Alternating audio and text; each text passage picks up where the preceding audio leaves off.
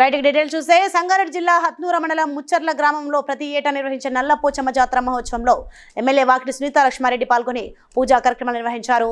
ఈ సందర్భంగా మాట్లాడుతూ అమ్మవారి ఆశీస్సులతో ఈ సంవత్సరం వర్షం కురవాలని, పాడి పంటలు బాగా పండాలని కోరుకున్నామన్నారు.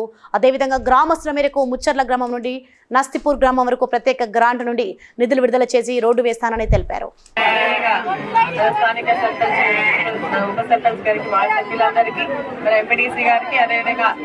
గ్రామాల నుంచి చేసినటువంటి సర్పంచులకు, మన ఎంపీడీసీ సభ్యులకు, ప్రముఖులకు, వాళ్ళ ముచ్చర్ల గ్రామ అక్క చెల్లెళ్లకు, అన్నదమ్ములకు పేరు పేరు నమస్కారాలు తెలియజేస్తూ వాళ్ళ గ్రామంలో ఈరోజు వాళ్ళందరం కలిసి మరి ఈ యొక్క పండుగ నిర్వహించుకోవడం జరుగుతోంది, జాతర నిర్వహించుకోవడం జరుగుతోంది. నిన్న జరిగినటువంటి ఈ రోజు ఉంది, రేపు కూడా ఉంది.